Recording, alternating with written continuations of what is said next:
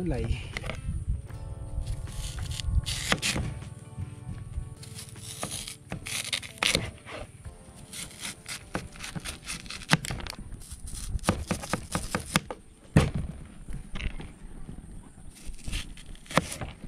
Ayan mga kabukids, magandang araw po. Today po ay magluluto po tayo ng ating ubi, yung atin pong nahukay sa baryo, at saka nadagdagan natin ng ilang piraso pa dito sa bukid. So lulutuin po natin ngayon na halaya.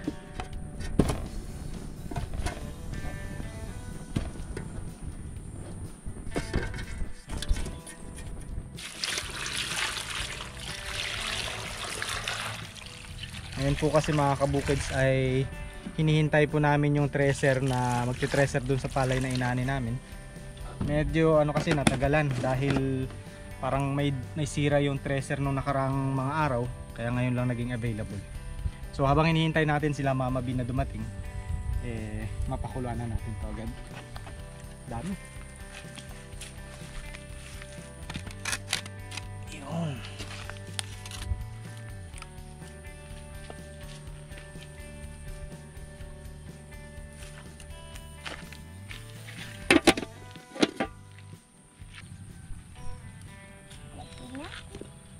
Yun oh, bagong ligo pa.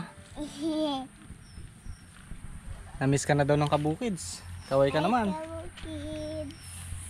Magandang araw. Magandang araw.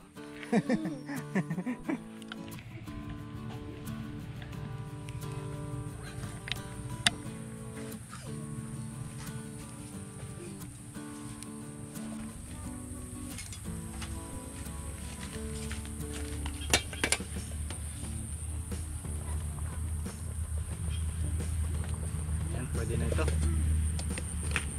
Anguin na natin.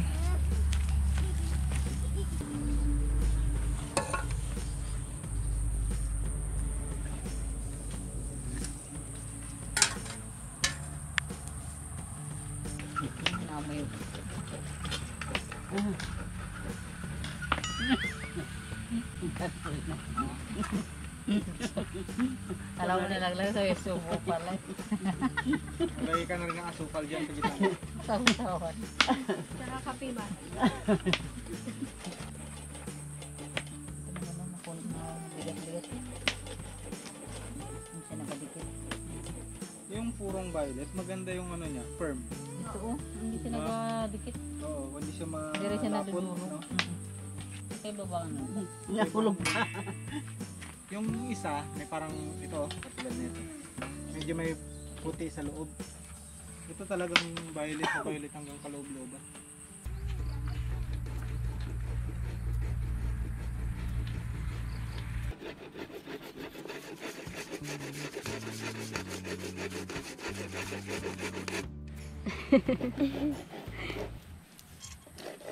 Sarap? Sarap.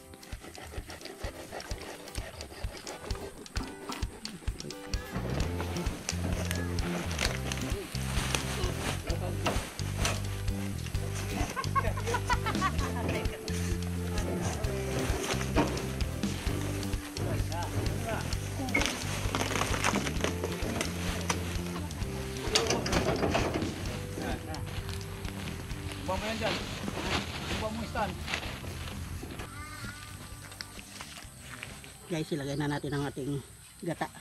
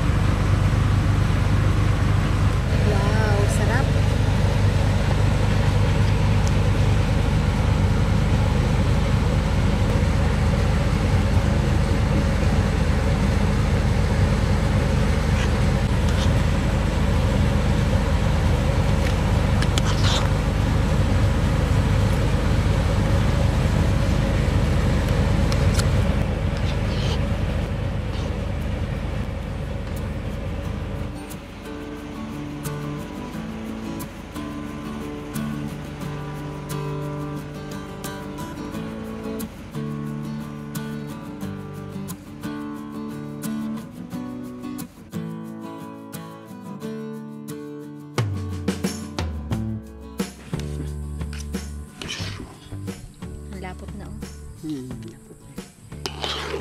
Nilapot na. Malapit na maluto. Ay, malapit na kayo makakain. Tapos ito, pag malamig, masarap. Lagyan mo na natin sa malamig.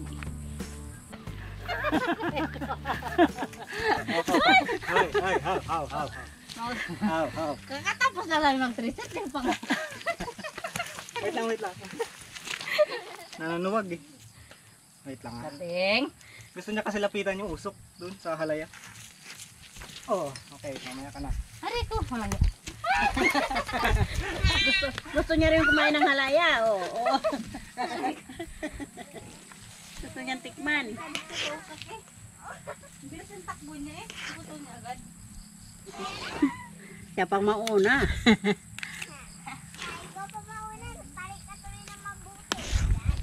Uy, sabor. Ayan mga kabukids, yung hinihintay nating treasure, medyo matagal-tagal namin hinintay. Ngayon dumating din at na-treasure yung palay. Kasi nung mga nakaraang araw daw, sira yung treasure. Pwede na? Lambot pa. Pwede Pawisan na. Meron ka Pwede pang na. 3 oras ma. Mga kabukid, luto nating halaya. Matigas ng halo. Mangalay na talaga sa braso. Natututong na sa ilalim eh.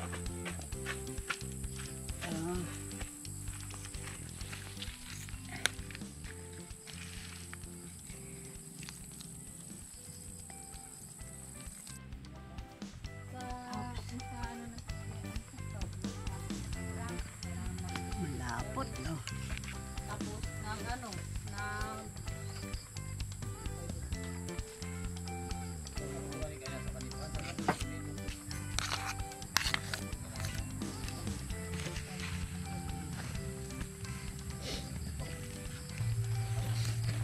Yun sabor ah.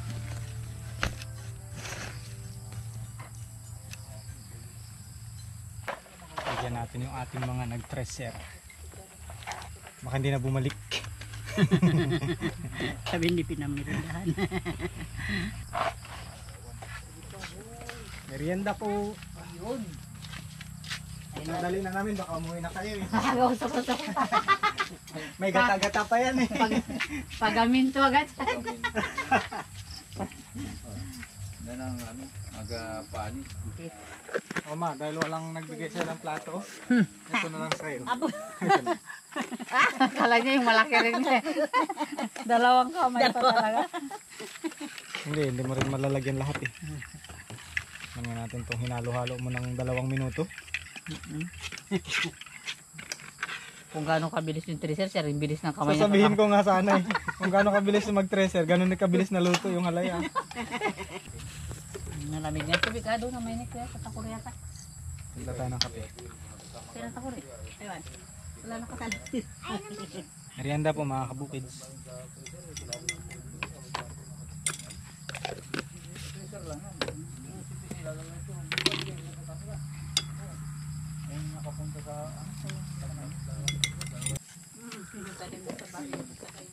Kape mga kabukids. Halong-halong pa niya. Inabutan na tayo ng padilim. Buti nakahabol yung ating pagtitreasure. Kundi magdamag, magigiik. Sarap ma.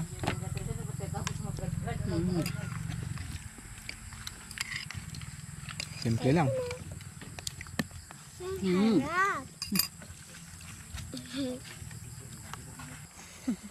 Sinimot pa. Sayang to. Kasama to sa bayad. Nili mo. Oh, baka mag-away pa kayo dyan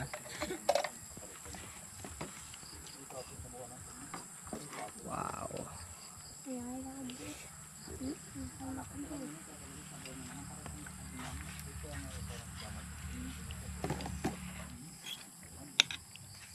Hindi ako yung nagluto pero ako yung pinagpawisan.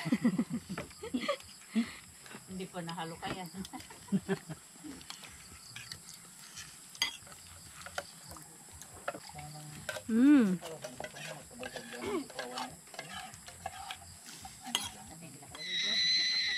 Gagasing na. Okay, next batch.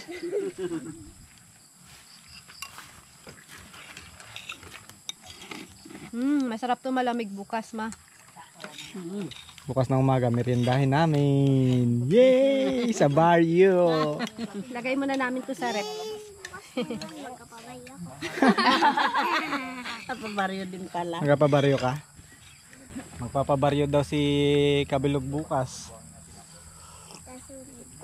Sa mga nagtatanong po mga kabukids kung bakit paminsan-minsan din nakakasama si Litet Kabi at si Bilog. Kasi yung bahay po nila nandito. Ayan, ang bahay nila. Katabi lang ng kubo. Eh kami, yung bahay namin nandun sa baryo. Kaya yun po. Hindi sila nakakasama palagi pag nandun sa baryo. Pero pag dito naman, ano naman si Bilog? Active. Busog ka na, kanina ka pa kumakain ng ubi. Nagaluto pa lang si auntie. Yan ang di ba nabusog ka na kanina kakakain ng Oo, ubi. katikim-tikim ko. Kaya sabi ko sa'yo, mas masarap ang halaya eh. Kunti na rin lang maubos yan. Ang dami pa, oh. Kalating talyasi lang yung nakain natin. Hindi pala. 1/4 lang.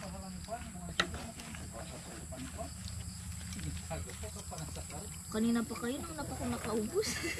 Ibig sabihin, mas matakab ka. Ibig sabihin, Mas matakaw. o kaya gutom ka. Tama na yan, baka mabutas. Meron pa eh. Simutin mo na yan. Yan, pag nakuha ng aso, wala na yan. Agawan ka pa. Yang Dami pa, Kim. busog na ako.